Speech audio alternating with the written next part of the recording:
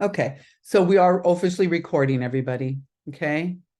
And I want to say again, I do understand that some of you have technical issues and that's why your camera's not on, but I do need, like by next week, I really need everyone's cameras on and not pictures, but your face, okay? So because, and when we go into breakout rooms, that's going to be necessary, so. All right, so we are recording. That way, when I do the lecture, it'll be recorded if you want to review it as well.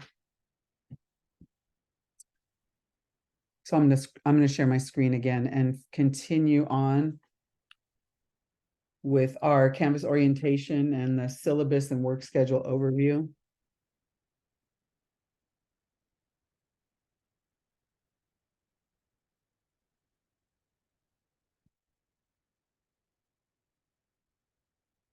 Okay.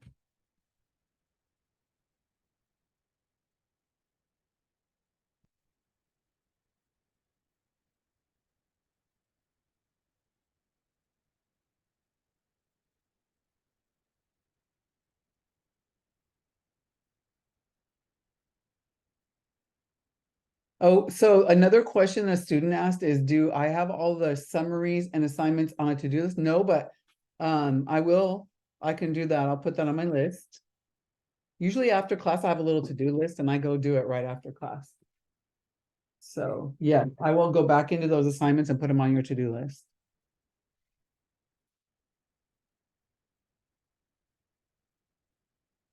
You're very welcome, Daniela.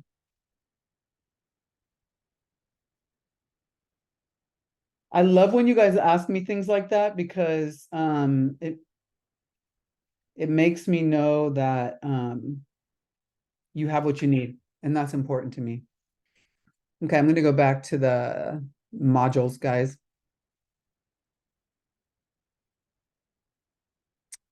Okay, so we're done with chapter summaries unless you have a question for me. Okay, so the rest of the modules page will be organized by weeks. Okay, what I'm going to start doing. Yes, Alessandra. You have your hand up, right? I'm repeating a question in the chat because I didn't hear the answer, Oh. or just I missed the answer. But would you like citation in the paper, like citing the directly, quoting directly from the book? No. Thank you for asking that question, but on the summaries, it's not necessary because I know everything's from the book, pretty much. Okay. Thank Okay. you, though. That's really a great question. And in a lot of my classes, they do involve citations, but guess what? This class, probably not so much. Okay, thank you. Not so much. So, okay. So on the weekly modules, what I'm going to be doing is at the very least, I'm going to be moving the previous week to the bottom so that you don't have to keep scrolling down to find it. So probably tonight, when I do all my to-dos after class is over, I will reorganize it so that next week, week 2 will be at the top and week 1 will be at the bottom. So if you ever have to go and go like, oh, I got to find that from last week, just know you're going to the bottom if you have to go back, okay? So organize.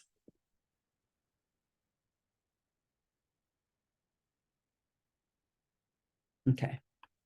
Next step, let's go to the syllabus, you guys.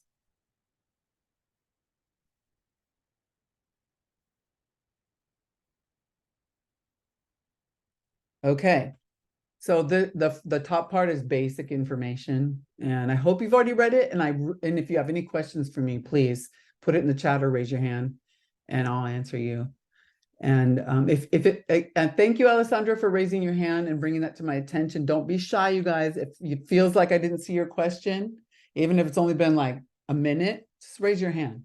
Okay, raise your hand and get my attention. I'm looking at multiple things right now. So, Mine, what's up? Yeah, so I wrote in the chat, like, so with the textbook, so it's already within the modules. So, oh, I love that question. So number one, if you didn't already know this, your textbook is free. Okay, because it's called open source. I'm using an open source textbook. So that's the first thing. The second thing is within every weekly module, what I'm doing is linking just the chapter. You can, but the whole book is in the important stuff module, the whole entire book. I like to give students choices. So yes, it's each module will only have the chapter for that week. And that's also what I'm doing with the slides. The very first slide will always have the chapter 2. So you get a lot of choices based on like how you work best and how you envision organization. Did that answer your question, Mine? Yes, it does. Just All wanted right. to make sure. Thank you. Yes, thank you. So up here's the basic information, right? My office hours. The office hours, I'm asking for you guys to make an appointment if you want to attend my office hour, because that makes me know. And I possibly might move the office hour to 4:30 only because on Thursday, so I also teach at Sac State. And on Thursday, I'm coming home from Sac. I'm leaving the campus at 3, and sometimes there's really gnarly traffic. So I'm probably going to move the office hour to 4:30. If when I do that, I'll make an announcement. Okay.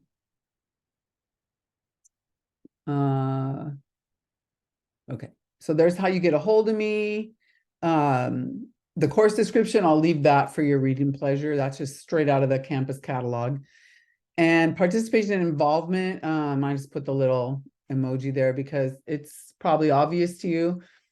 But the consistent, reliable involvement with the group and class content is required. So as much as I'm already very well aware that students are kind of sometimes dread working in groups for good reasons, we're going to try to eliminate that dread, okay, by asking, for you guys to commit to trying really hard to contribute to your groups regularly, every week, without fail.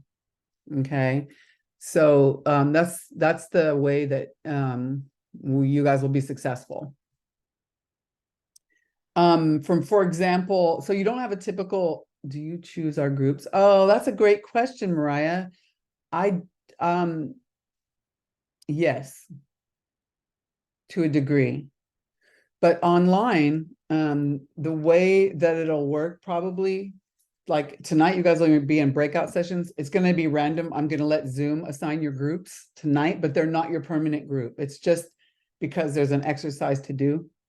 So because it's harder for me to choose groups when we're online, because I'm not seeing you and your affect and watching you interact. So it probably to a degree will be a random assignment. Okay, when I do the formal groups, which will be, I think, next week. Okay. So I'm asking a lot of you as a group contributor. I'm asking a lot, and I expect a lot. And because of that, you're going to find that there's actually not as many assignments as a typical semester. Okay, from your other classes, or even my other classes have a lot more assignments.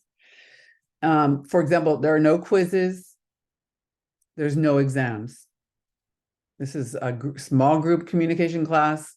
Your job is to become a good small group member by applying the concepts you're reading in the textbook. Okay.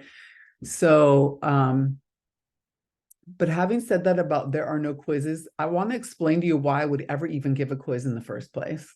Okay. I don't give quizzes just to give a quiz.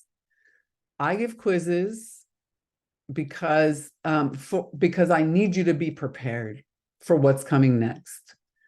Okay, that's the main reason that I will give a quiz, is that I absolutely need everyone to be at the same place at the same time for what's coming next. Okay, and I don't anticipate that we need that in this class, but if I do feel or observe that it's needed, in other words, you're not integrating enough of the information from the textbook to be a high level group contributor, I would integrate quizzes that then would prompt you to have to demonstrate to me and to yourself that you have the knowledge to be able to be a high level group contributor. I hope that makes sense. It's going to be I hope I don't have to do that, but I want you to understand my rationale for ever even using a quiz or an exam in the first place. It's never really just for you to regurgitate knowledge back to me. It's not that. It's that I need to know that you're ready for what's coming next. Okay, so I guess what I'm trying to say to you is I'm leaving myself a little out to be able to put a quiz in there. Okay, and I found out something else today, you guys, that might involve quizzes, but let me back up. So one of the things we have to do as instructors is we have to, so those course objectives that are, well, they're embedded in here, right? We as instructors have to demonstrate that the students actually can meet the objectives. We have to so those objectives are they're not fiction, okay? So the way we have to demonstrate that, and we have to present data to our department. And it just so happens that this course, it's my turn for this. This course needs to be evaluated for effectiveness, basically. And the way I do that is a variety of ways, but I have 3 objectives that I have to demonstrate that I taught this class in a way that made it so that you could effectively demonstrate the objectives. If that makes sense. And so there's no grade involved in it. For you, there's no risk involved, and I don't actually even know yet how I want to do it. It could be me giving you a survey. It could be a quiz just because it's easy. It could be like a low level sort of very brief reaction I ask you for, right? But just know that that's what I'm doing, but it is not involving your grade in any way. But I will need your responses for it because I have to synthesize the data and present it to my department. Okay. So that'll happen. I just found out today. Okay, moving on back to syllabus. Okay, so the textbook, as you know, is open source and free. That's the link again. So there's so many places you can find the textbook or the chapters. Then it just I just went over sort of the chapters we will cover. I have to say though that I may or may not cover chapter 12. But that's not anything that would affect you, really. You'd probably be really glad if I cut out a chapter. But it just depends on how we progress. And then you're going to see what the points are and the breakdown of the points. Okay, so 700 points. So look, this is your total list of things you're going to accomplish for the semester. It's not that much if you compare it to your other syllabi from other classes. So 10 summaries, the group development assignment. Okay, so group development assignments are my way of having you sort of report on your group progress. It's very general, but it could be a variety of things. It could be a group report. It could also be member involvement. I will be gauging the member involvement. And then could be discussions, but there are 10 assignments worth 30 points to equal 300. So as you can see, your group work is going to affect your grade. Okay, and as it should be heavily weighted, right? You're not getting exams. So this is the whole point of this class is small group, being able to work effectively in a small group and understand all the moving parts and all the ways to be effective. And so 300 points is being thrown at that. Plus, you guys, each group will produce 2 projects. That's the other 300 points. So 150 points each. Okay. So it's simple in some ways, but you have responsibility. You do have responsibility in your group. So policies. Attendance and participation expectations. I mean, just come to class. right? Like come to class, be on time, be responsive with your academic colleagues. Attendance is obviously correlated with your success. In this class, attendance is absolutely necessary. There's no way to make up what you missed in class, right? How could we make it up, really? Right? You weren't in your group. So whatever happened in the group, you weren't there for it. So obviously you guys are going to have to miss classes because that's the real world. I know that. It's very reasonable to assume that. And what I'll ask for from you is if you know you have to miss class and you already know it ahead of time, could you let me know? And for a last minute emergency that you couldn't make it, just let me know when it's convenient for you. Okay. You're very needed in your groups. It's not going to be the same without you. So please show up to class on time or even a little early. You're expected to know what we are doing and to be prepared. And if at all, whenever, well, no, I don't want to say whenever possible. I would like you to have read the chapter ahead of the week. So we're on chapter 1 this week, right? I don't expect that you probably had the chance to read it. If you did, thank you. But if you could be caught up with chapter 2 before next Thursday, that would be great. The benefit of that is that you can ask me questions as we move through the material, as I move through the lecture, right? So that matters. And I'm going to be having you do activities. So the more familiar you are, the higher level your participation will be. Thank you, Mariah. That's a really good question. How many members in the group? I don't have a definite answer for you because quite a few students didn't show up. So, but I can answer you generally, which is that I'm going to have at least 5 members in your group. So, research says that the ideal group size is 5 to 8. Not going to do 8 because it's like the numbers don't work out, for our class size. Aria, yes, I will. Always way ahead of time. She's asking if I will give a preview of projects. Yes, I will. Not tonight, but yes, I will. Way ahead of when you have to do it. I'm always really way ahead. When assignments are coming up, I'm always like weeks ahead. Like, okay, here's the assignment that's coming up and I'll explain it, here live on Zoom. So yes. Okay, so again, the last thing I said was just do your best to have read the material before I lecture. Academic integrity guidelines for Napa Valley College. This is just, I'm going to let you read that yourself. It's just don't plagiarize. And other things that are, this is according to the university. Okay, that's Napa Valley College policy.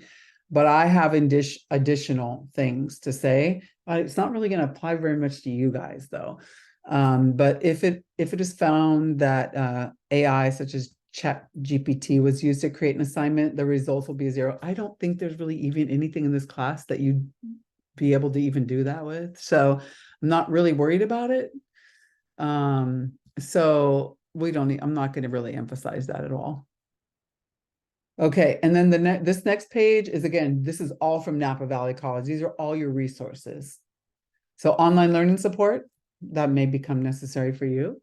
Students with disabilities. So if I need to make accommodations for you, I need to know about it, but it has to go through the DSPS department first. And then they reach out to me and tell me what accommodations I need to make. Okay. The Writing Success Center, I don't anticipate that you have to turn in a research paper. So I don't know if that'll become necessary, but there it is for you. And then library, this is all the information that the library wanted me to put in my syllabus for you this semester. Okay. That's the end. This is the shortest syllabus I have of all my classes. Okay. If it's okay with you guys, I'll move off of this one, off of the syllabus, and I'll go to the work schedule unless you have a question for me that's on the syllabus.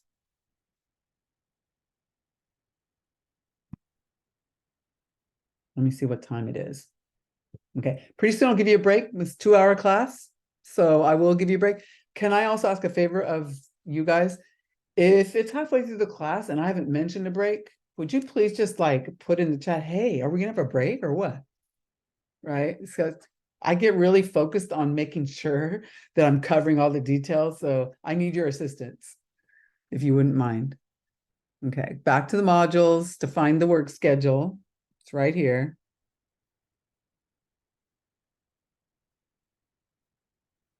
This is something you're going to be accessing several times a week, probably. Just because your due dates are here too, but they're also on Canvas. So maybe, maybe not. Some of my work schedules are way more detailed. This one's not so much. But this does tell you what's due, when the summaries are due, so you can look ahead, but it's also on Canvas.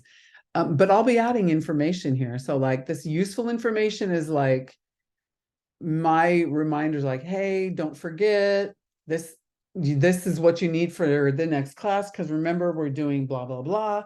Like, so this I'll be filling in. So you do want to pop in here because it's gonna change. There's gonna be pretty interactive. So I also will be adding things in the what is due as we move through, because I'm going to be giving you like projects, for example, and there'll be checkpoints on projects.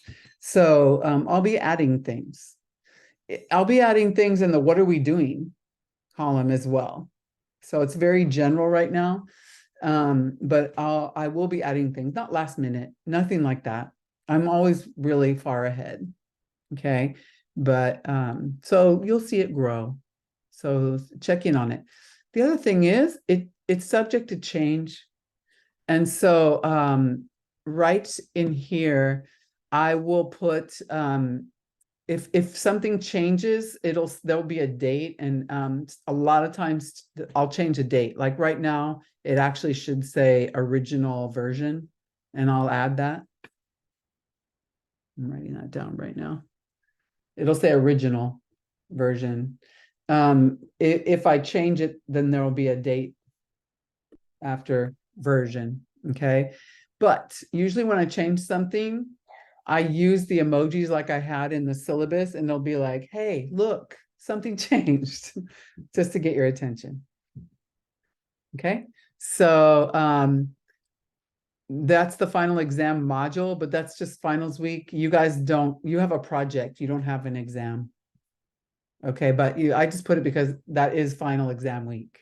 Okay, but you don't have one. Spring break, that's when spring break is for you guys, March 25th to the 30th. I think that's the only holiday we have this semester because of meeting on Thursdays. Any questions about the way I organize the schedule or content? Okay.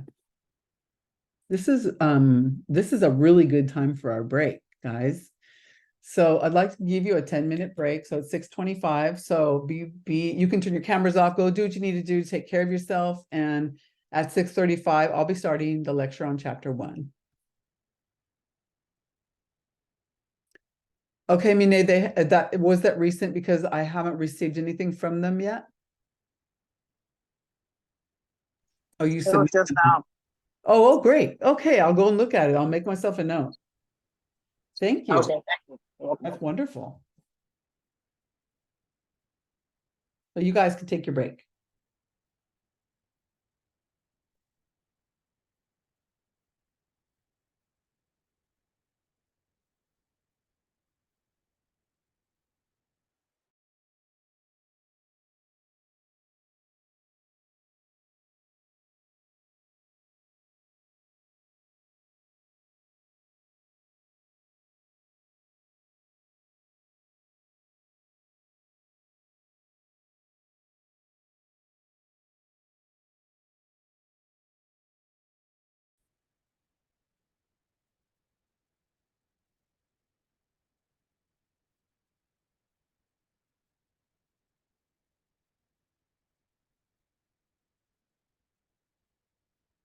Okay, so I'm back in screen sharing.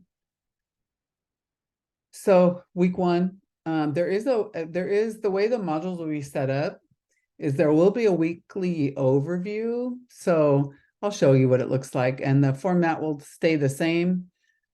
So what are your to-dos for the week? Just so reminders of what you need to cover. And usually in preparation, it says ahead of this week's class. And then in class we will cover, so I put a little synopsis of what you can expect. So, and then the chapter reading, I put the link for the chapter there. If you just want to like engage with the book with one single chapter link, you can, if you click that link, you'll just be in chapter 1. And I'm going to actually open the slides. And so can you, if you want to. It's really up to you, but you can be in the slides as well.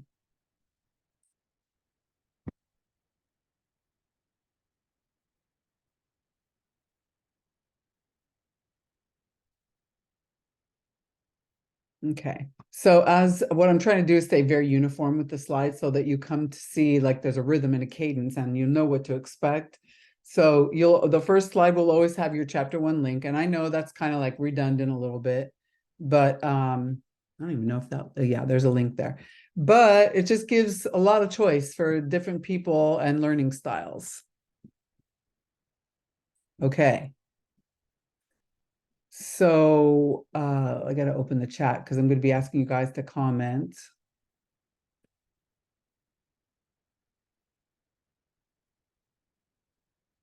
There it is. Okay. Okay, so it's just like and some of this, if you read the chapter, you might have seen some of this. So I just want you to like free share, just open share. Think of 5 words that express what you want to do and where you want to be 5 years from now. So just 5 words. Share your 5 words with so share it in the chat. Okay. And then it says listen to responses, but we're not in the classroom, so we're using the chat function. So as we observe the responses, everybody, see if you can notice any patterns. We're not writing a paragraph, not doing that, okay? So all I'm really asking you to do is start sharing in the chat 5 words that express what you want to do and where you want to be 5 years from now. That's it. Ooh, nice. Good start. Ooh, nice. Okay. Once you've typed yours, make sure you look at everyone else's.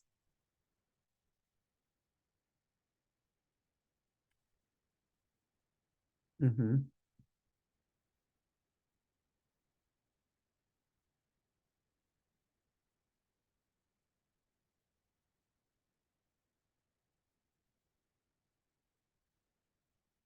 Mm-hmm.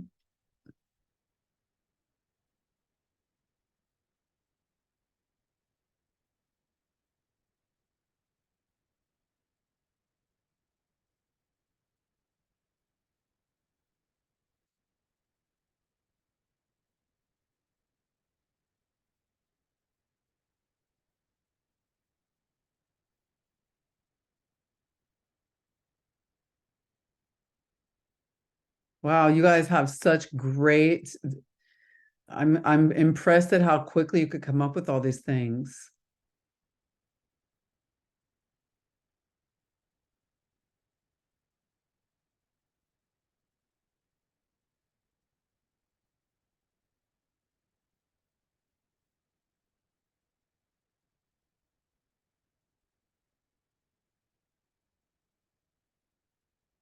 Okay, so once you submit your response, read several others.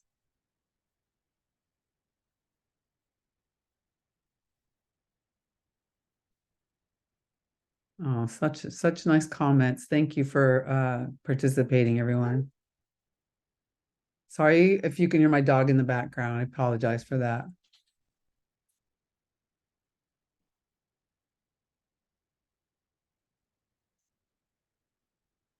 Oh, thank you for your observation, Melanie, about seeing a pattern of good things for people and the majority saying success and happy. I saw that. I also see the word stable or financially stable coming up a lot. Yes, that's a good observation, Mariah, that most people are striving for the same things.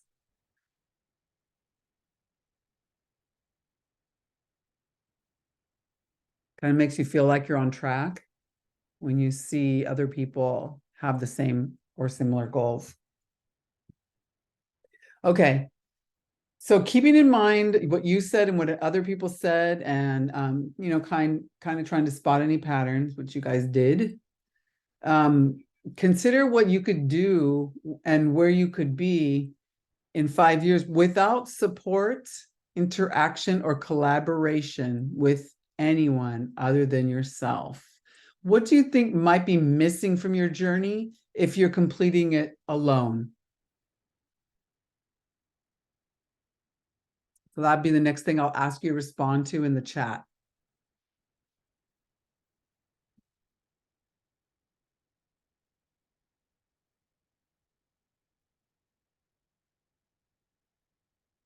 Didn't graduate by myself. Oh, amen to that.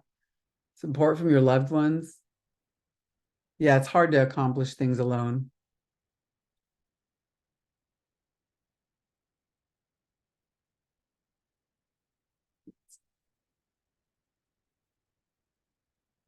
These are such, thank you for being so open and honest. People do matter. Not be happy. It would be hard to learn more.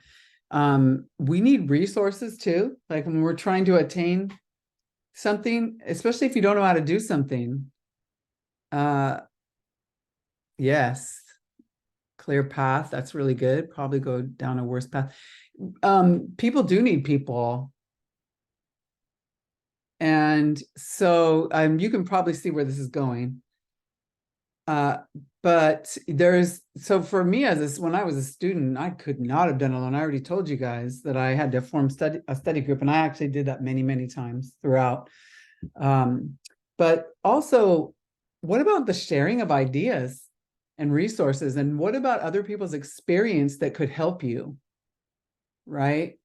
So we rob ourselves of that if we're trying to go it alone, because other people have experience. They know other people, right? It kind of pays to know people when you're trying to get somewhere, right? And so we need teachers and mentors. We need guidance, right? And we also are trying to accomplish goals, and it's helpful to have accountability. And when you're working with other people, they're oftentimes, especially people who really care that you succeed, they're going to ask you, so where are you at with that? Right? There's going to be those checkpoints.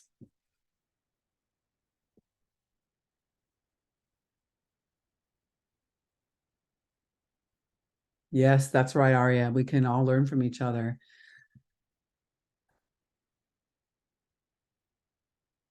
So I know you can definitely tell where this is all leading to, but on number 3, create a list of groups. So just in the chat again, what groups do you belong to? I gave you some examples. Okay. And then if there's a group that you see particular productivity or effectiveness, you can highlight that in your comment. It doesn't have to be long, it can be brief. So where are your affiliations? What groups are you affiliated with?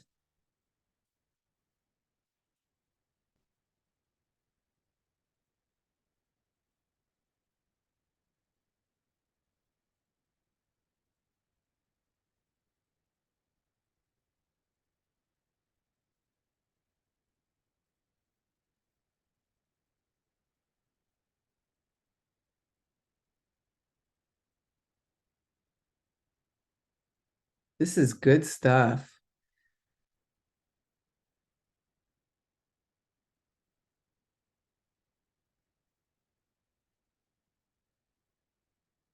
Okay, Alessandra.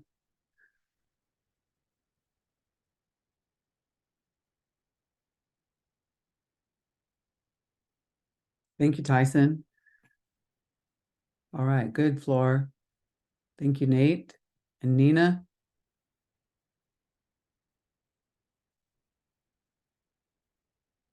Good. Nice, Patrick.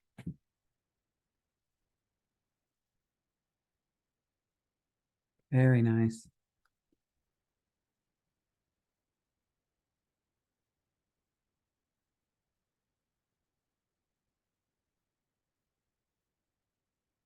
Hopefully, can you guys also look at a couple other people's responses because it gives you ideas for affiliation too?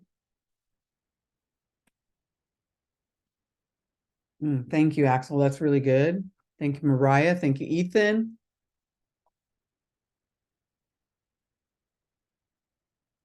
Jacqueline, Aria, GV, thank you.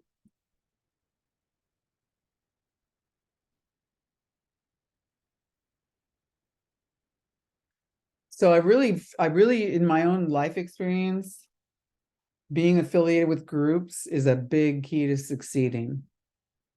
It's a really big key because you just never know where that one little piece of advice or insight is going to come from that's going to turn the tables for you. And you never know. And if you're going solo a lot and trying to accomplish things, you never know what you missed. And what this warm-up is really about is it's about kind of just priming you for knowing that your practice in this group, what it's really going to do for you, besides you working together and pulling your resources to to produce assignments in class, but it's going to do so much more than that for you, because you're going to leave with a nice set of tools for being effective in other groups, so that you can really be like a productive contributing member, but also you can in some ways provide leadership in groups, because you're going to learn all the most important things that make a group successful. Okay, so you'll have such a deeper understanding than most of your peers and that you're in the groups with right now. As you progress through the semester, you'll become probably one of the leaders. Your expectations of group performance will change, so that you'll ask things of the groups you're currently affiliated with, and you'll learn how to get more from the groups that you're currently affiliated with or groups you'll join in the future. So that was the point of that. Thank you for being so participatory in that. Okay, so again, Zoom chat for this, okay? We're going to create a definition of group communication. If you already know it out of the book, I mean, feel free to put it there, but I really prefer you just to brainstorm what you think the definition could be collectively of group communication. So what is the point? What is group communication in your mind? And obviously you can't get it wrong. So sharing information. Thank you, Alex.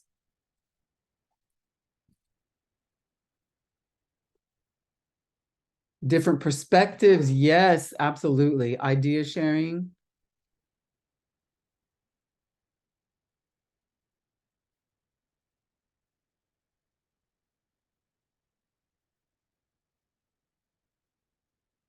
Listening and learning from others. Viewpoints and perspectives, thoughts and ideas, dialogue between multiple people. Yes, I love that. Very good. Exchanges of information. You can see the common themes coming up in here. Learning from others. Listening to other people's ideas. I like that, Melanie. Understanding whether there's agreement or disagreement. Different opinion on the same topic. You can see the common themes here. Understanding and actively listening. And oh, that's so important. Thank you. Actively listening. Listening is gonna actively listening and careful listening. I like to use the word careful, because when you're being careful with something, it's like a fragile object that you're being very careful with. It's so important, right? The people in your group are that important that you should be a very careful listener. Compare and contrast. I love that. So I'm going to share with you an example of why each member of the group is absolutely vital. Okay. So some number of years ago, I'm going to say this was probably around 2013. I started a group, and there was a need I saw, and I wanted to do something. Okay. But there was already like a larger group. So I think what I was really doing is creating a subgroup of this very huge, large group. Okay. It's an organization. And I saw a need and I had an idea. And so other people liked the idea. So those people that liked the idea, I said, please join me in the planning stages and help me and contribute your ideas. Okay. And so, so I need to say too, that the thing I wanted to create is something I have expertise with. Okay. And a lot of confidence with. And so I entered into this group sharing process and creation process as like thinking, like my default thinking was like, I definitely am the expert on this topic, and I'm definitely the one who knows how to do it, right? Because I had all this confidence and ton of experience. And one of the things about the organization itself is that we have this concept where everybody has to be heard. We call it the minority opinion. And it's not minority in the traditional sense. It just means that if someone hasn't talked yet, we need to hear from that person. We must hear from everyone in the group, okay? Even if the last person who isn't talking says, I don't have anything to contribute, we need to hear that, right? But it's usually not true. Just because someone isn't talking, it generally doesn't mean they don't have something to offer. And so in the group, it's really important that somebody, or more than one somebody, acknowledges that so-and-so or several people haven't yet spoke, and that we be inviting and welcoming to making sure that that person knows that it's really important that we hear from everyone. And the lesson for me was that there was a holdout. There was a person holding out, not saying much. And my faulty assumption was, we don't need to hear from that person because they don't want to talk. And I didn't want to put him on the spot. Well, that was wrong. And so even though it didn't occur to me, it wasn't even me that pointed it out, because remember, I was in that mindset of thinking, well, I'm an expert on what we're creating, right? And in the end, at the very end, as we were like thinking we had it all nailed down, that person that wasn't talking spoke. And they said something that ultimately made it so that the group was sustainable, and it's still going today. So all these years later, and it's very popular and very well attended.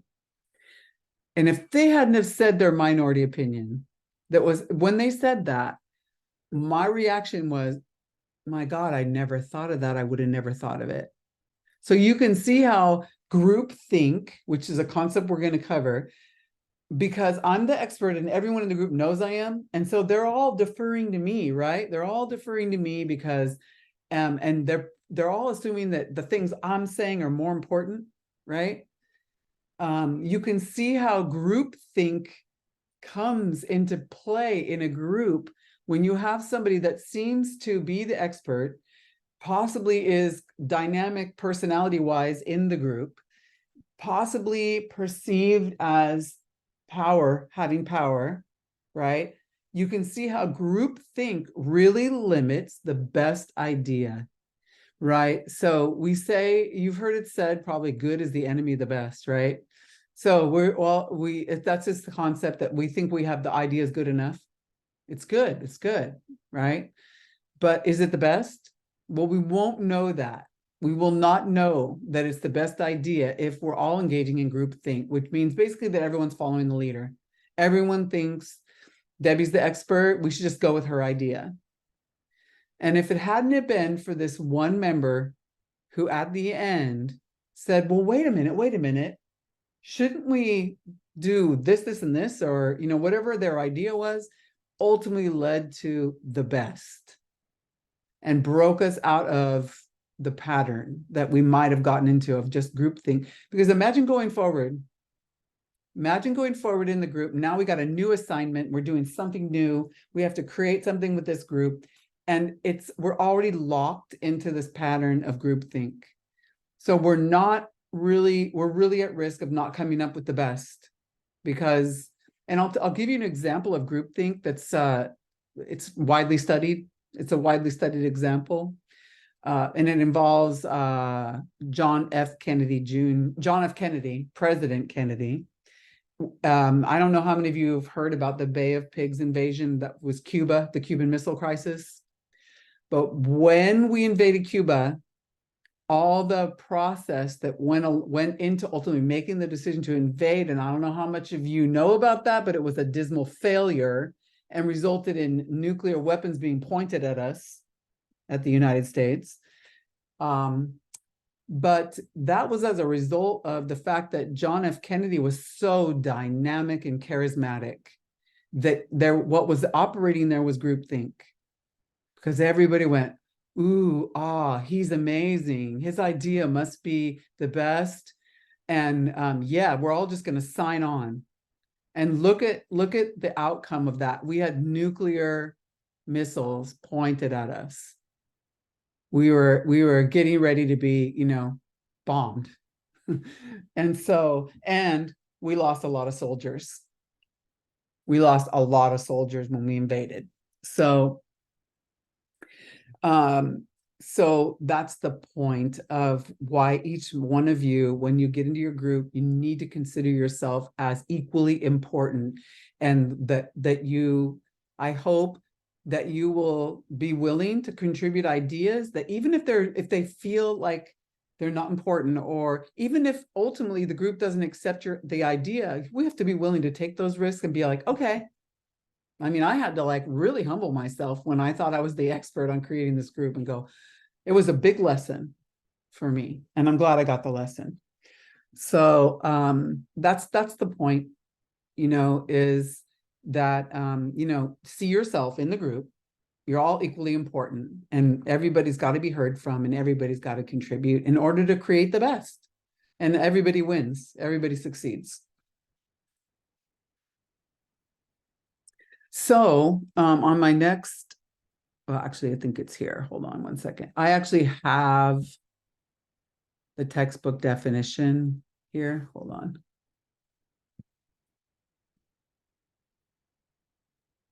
If I can get this to stop doing that.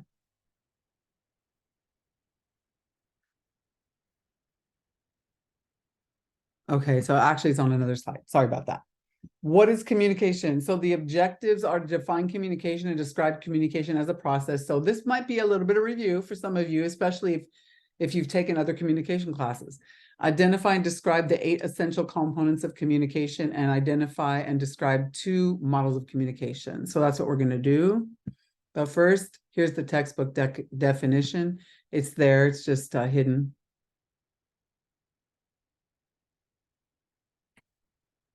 It's defined as the process of understanding and sharing meaning. Okay, so pretty brief, but we're going to build on it. Okay, so if you have never seen the process of the communication process model, so these are all like our foundations we have to build on. So bear with me, but look at the model. There's 8 essential elements. Okay, so it isn't really as simple as just I'm talking to you and you're talking to me. It's not that simple. Okay, and it's not that simple when you're interacting with another person. So let's use some terminology here.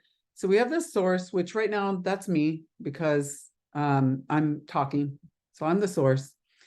And the message is the content I'm delivering to you. Okay. And the channel is Zoom. Okay, so we're not face to face, we're not in the same room. And you're the receivers. Okay, so we're on number 4 here. And then if you guys ask me a question right now about what I'm talking about, that'd be feedback. Or if I ask you a question, y'all raise your hand or something, or you put something in chat, that would be feedback. If you were face to face with someone, you'd get the added bonus of nonverbal communication, which is feedback, because it is communication, right? So you get the person's mannerisms, their facial expressions, their body language, and that would be your feedback. It would tell you a lot. The environment. So environment is like also, it's a lot of different things, actually. So right now, the environment for us will always be virtual, it'll be Zoom.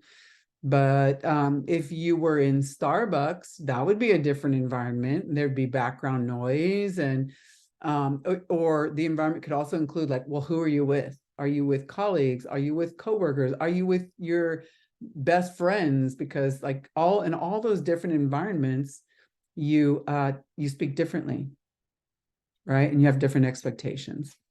That's also true with context, which is number 7. So context refers to what kind of communication are you engaging in?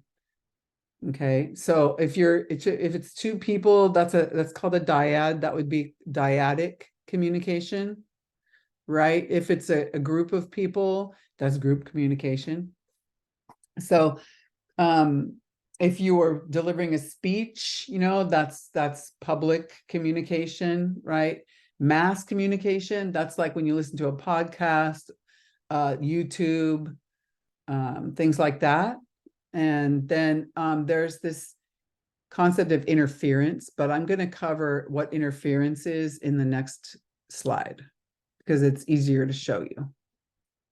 So this model shows you, like, in a model format, what's going on when you're communicating with someone. Because when we're communicating with someone, our natural assumption is what I'm saying to you, you're receiving it and you're understanding it the way I intended it. But is that always accurate?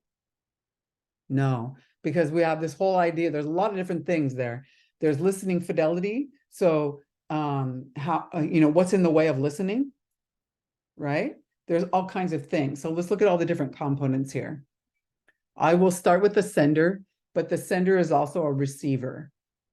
Okay, so I'm the sender right now, but I'm looking at you. So I'm receiving you, like I see head nods. I see that. I see your attentiveness, right? So so the point here is we are sending, receiving, both of us, or at the same time. You guys and me, we're doing it at the same time. So the point of that is to understand there's more going on than just I'm talking to you, you're listening to me, or you're talking to me and I'm listening to you. There's so much more going on. So I'm the sender. Then there's a channel, okay? And the channel is my microphone and the Zoom, kind of, your faces in the camera. And then you're being influenced by your field of experience. So how you might be receiving what I'm saying, you're not all receiving it exactly the same way, right? Because you're all coming from your own life and your own experiences, okay?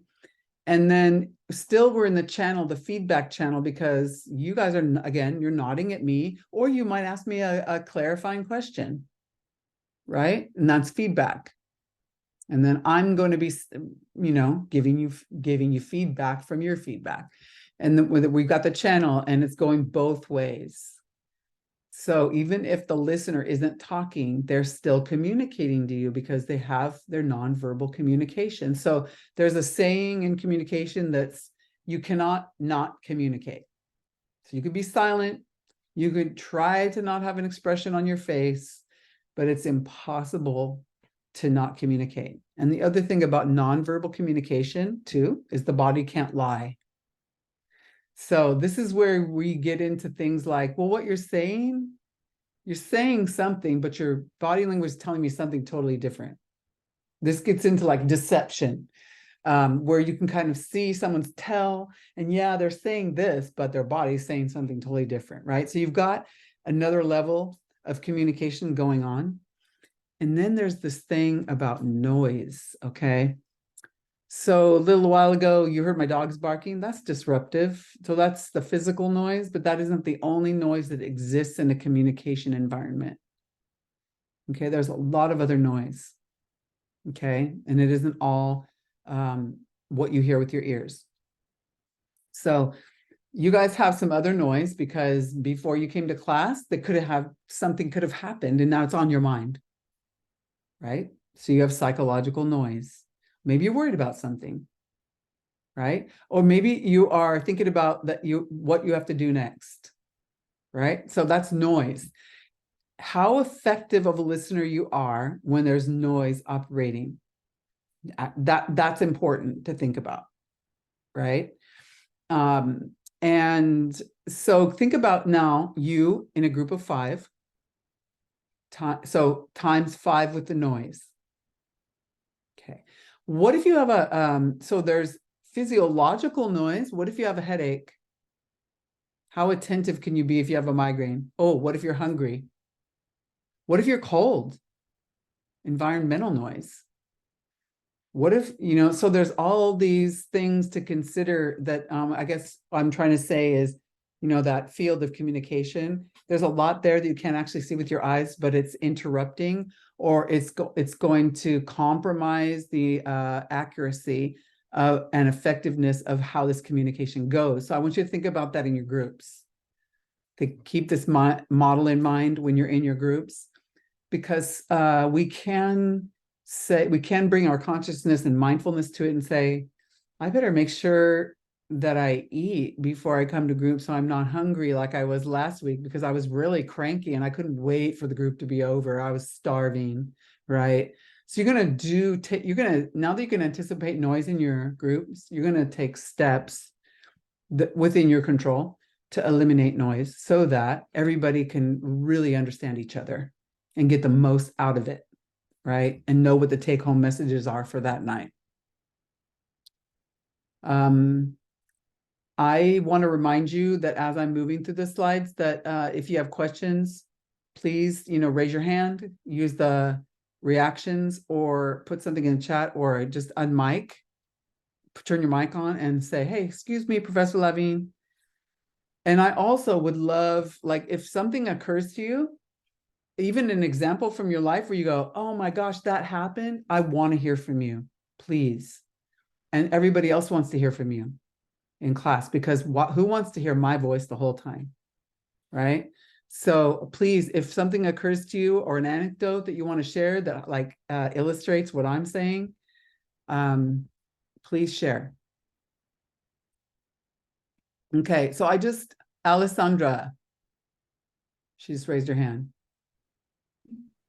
Yeah, well, I took another course in communications, and I saw this model.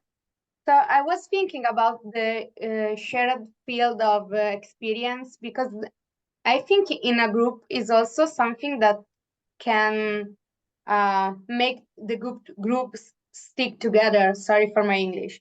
I think that is like a group is because they share some field of experience together. That's my opinion. That's a good opinion, and it's also very true. All of you guys are going to experience that, and I hope you do. So thank you for that, Alessandra. I think what you said, the part that's really stands out to me is that you said the group sticks together. Okay, so that's called, the technical word for that is group cohesion. You have we're striving to create cohesiveness. You could think other words might be like loyalty or pride in your group too, right? So I'm so grateful that you brought that up. Thank you. Okay, so the communication context that was being referred to in the model. So intrapersonal is just you having a conversation with yourself. You when you're in here. like just talking to yourself, right? Whereas interpersonal is usually between two. It could be like 2 or 3 people, but generally, like when I teach interpersonal communication, it's usually between 2 people. Okay. Group, that's, y'all know what that is. Public communication, so public speaking, and then mass. So we covered all that. So those it's always important to recognize context, but for our class, yes, it'll be interpersonal because you guys will be talking to each other. Sometimes just 2 people in the group are having to, so because you might have sub assignments that, you know, involve like, okay, well, these 2 people are doing this and these 3 people are doing that. So you will definitely, interpersonal will be embedded in your group, right? But the focus will be on group. You guys will be presenting, so there'll be a public dimension as well. Okay.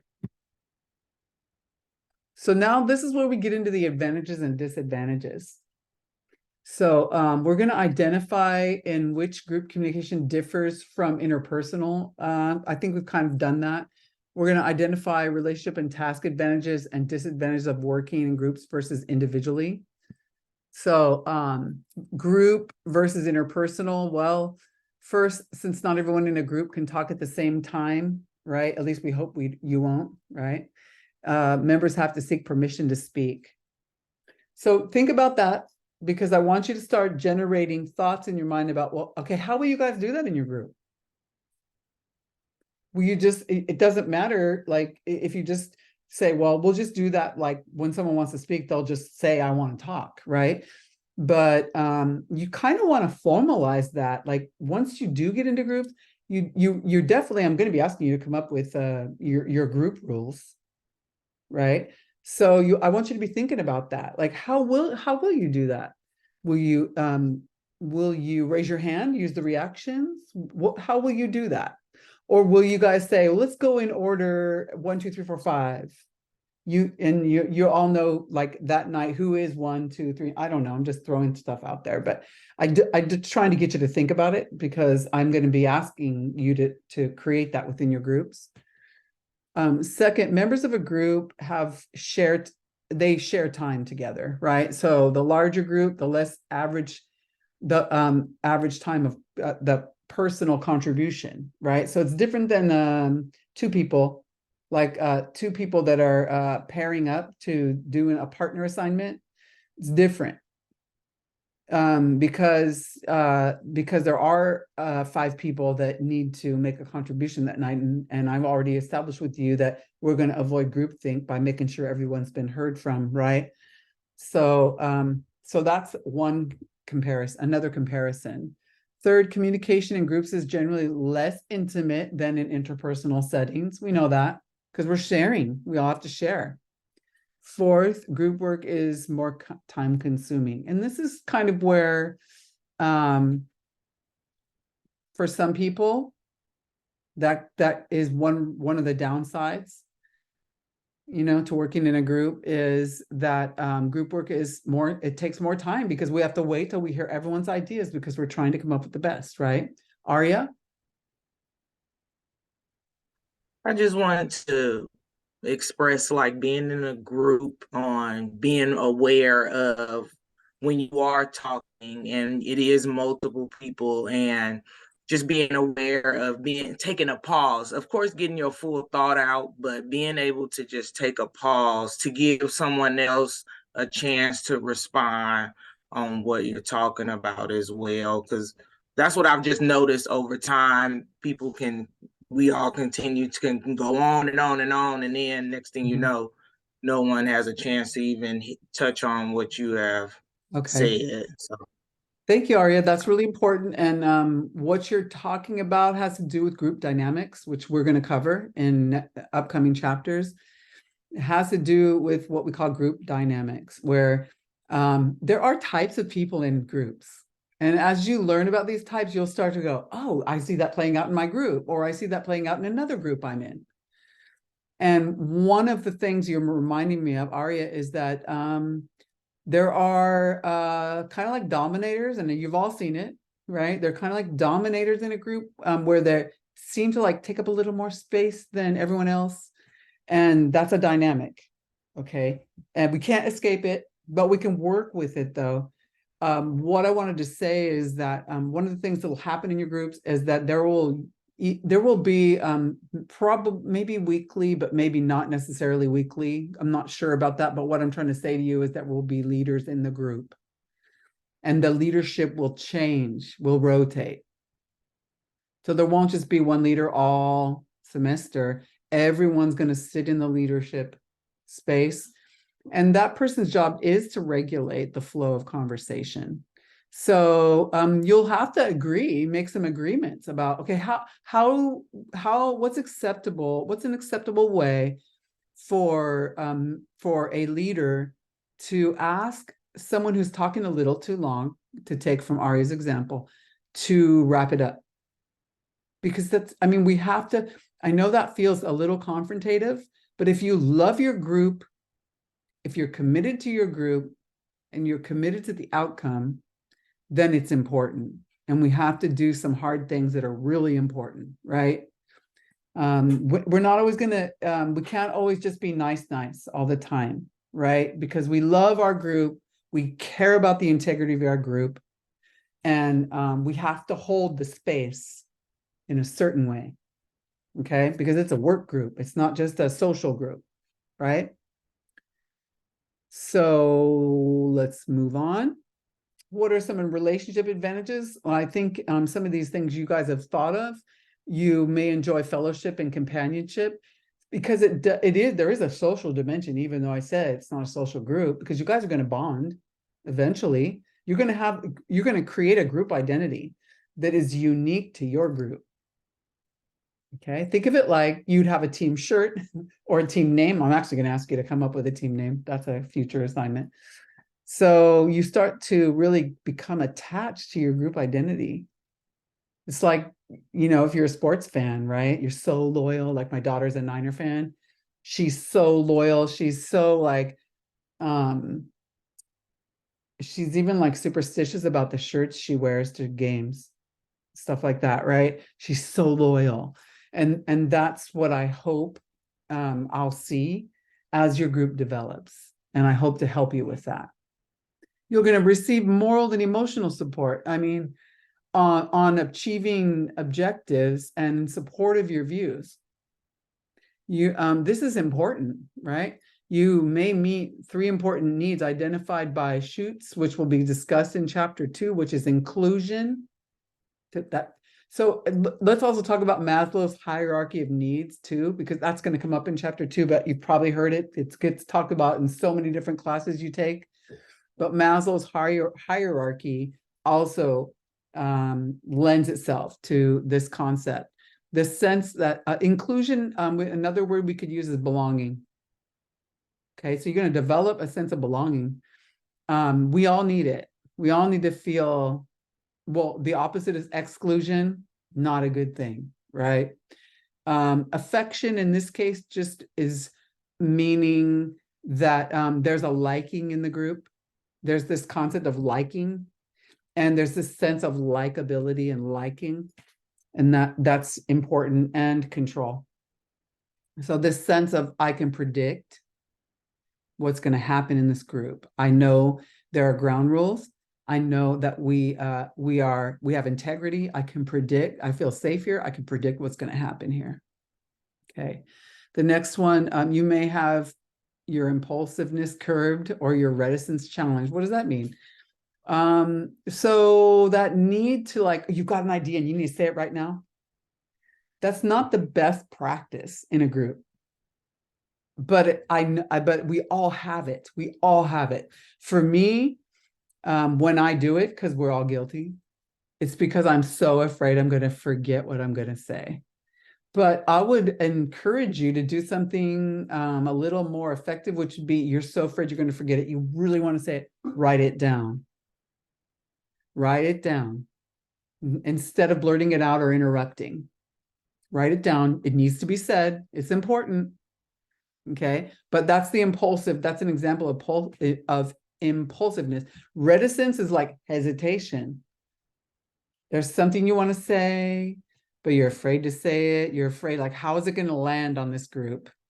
What if I say something that doesn't land right? I'm going to encourage you to take those risks. So what? What if it doesn't land right? And then what? What's going to happen after that? Nothing. Because first of all, I'm going to encourage you guys to, and I'm going to teach you to create this sense of inclusion and acceptance. So even if somebody lands a really off the wall idea, we need to hear every idea. It's really important. Every idea needs to be on the table. And so even if someone is afraid to speak, you're feeling hesitant because you're like, what if it sounds dumb? So what? Take the risk. It might be dumb. So what? Like, that's the real world. That's the real world, right? But we never get that chance to, you never know when your idea is actually, like in my example of the group I started, when your idea is the one that actually makes the whole thing work. How will you ever know that if you don't take a risk? Okay. So you may cultivate ties that yield future personal or career advantages. That is so true. That's called networking. Okay. You just never know. Haven't you had the experience of being in a group setting where you met someone like, wow, what if I'd never met that person? They never would have told me to do this, this, and this, and I never would have landed on that path. I have a lot of examples in my life of that. And I think about it really often because of how much I value that. Okay, well, if there's advantages, there must be disadvantages. We should anticipate them so that if they come up, we recognize them, or that we know that they could happen. So we're going to take steps to avoid it. So we need to know that, right? And you all know, because in some degree or another, working in a group people have dread. There's a little bit of dread on that too. So it will probably take a lot of time. That's hard. You have to be patient, okay, to create, maintain, and repair human relationships involved in a group. Your group may generate conflict. It's going to happen. Conflict is a topic. You're gonna be so rich though, because you're going to learn how to deal with discomfort, confrontation, problem solving, and I will give you all the tools for that. You may misunderstand other group members' intentions or messages. It's so likely. Haven't you ever made a mischaracterization of what someone said? It's just likely. It's going to happen. And I think, in my opinion, if some of these things come up, what it would tell me is, well, you guys are working, because you couldn't generate a problem in your group if you weren't working, right? So it tells me like, oh, okay, these guys are working, but we have to learn problem solving, which we will. The task advantages is that the group will have access to much more information. The group can focus on multiple attention, so you guys can like divide work. The group may be more thorough in dealing with the topic. We already know that. The group may be able to take advantage of conflict to generate. Conflict can lead to solutions if it's a principled, skilled conflict, which is actually my field of expertise. So you're going to get a lot of good stuff from me on that. The group may attain deeper understanding. So I'm gonna not actually read every slide because you guys are reading it, and our class is coming to an end. So I'm gonna finish right on time. Of course, there are disadvantages, right? So go ahead and read through the slide. I'll just and go over it real quick. I already covered groupthink, so yay for that. I don't have to cover that. The first one, in order to be successful, groups need multiple ongoing time-consuming exchanges of messages. They need to invest in coordinating and monitoring what they're doing. Okay, that's time-consuming. It feels like a little heavy lifting, bit of heavy lifting going on there. Some group members may engage in social loafing. That's when one or two people are assigned a task and they know they're being watched and are apt to shoulder the burden. In a larger group, however, any given member will feel less personally responsible. It's like you can get lost in the crowd and like, oh, no one will notice. That's social loafing. Okay. So we're not going to do this one because we're not going to have time to do breakout rooms tonight. It's okay. Doesn't matter. It wasn't going to lead to like your future group or anything like that. So you can read it and consider it and think about it. And Mine, I see you, but I want to cover this stuff and then I will call on you. I'm going to let you read the guidelines for social media. But I wrote a note here that says for this class, group work will not require social media, so I'm not going to emphasize it. Oh, okay, Mina, I like what you commented on, getting out of your comfort zone and finding common interests. Thank you for that. Okay. Effective, these are like, to me, like the really important stuff that, because it's stuff I need you to eventually completely own for every group, every week, and every task you perform.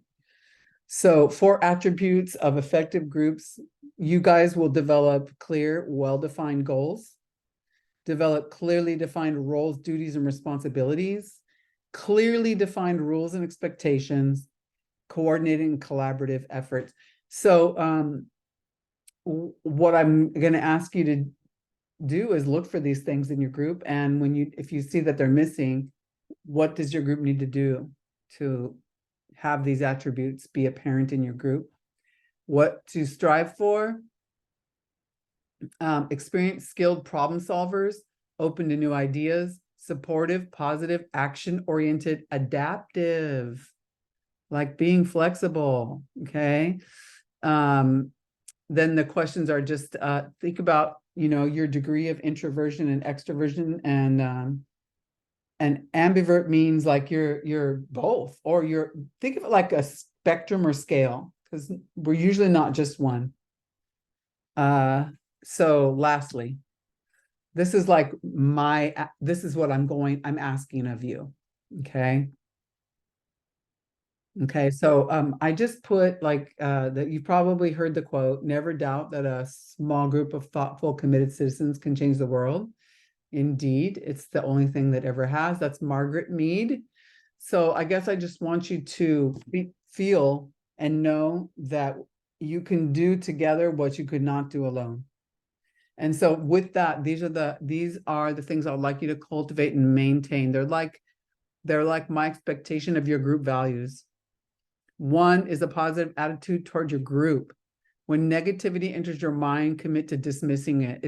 These are unproductive thoughts. So we all get negativity. We all are judgment machines. I'm not saying that it won't come. What I'm asking you to do is develop a habit of dismissing it, because it won't help anything. Okay. And it'll hinder your positive performance in the group. Avoid judgment. That's pretty much, I already said it. 3, effectively communicate your thoughts, ideas, and challenges with your group. If the key is effectively communicate. Effectively communicate. So that goes back to like the model of communication, understanding what hinders communication. 4, take advantage of growth opportunities. So that will be like when you encounter a problem that you have to solve, everyone's going to grow. Okay. And then lastly, unity. I want you to remember that in a group setting, it's always, always, always true that the common good always comes before the individual. So you guys are a group. Okay. And so the individual should never take precedence over the well-being of the group. Your common welfare should come first. Okay.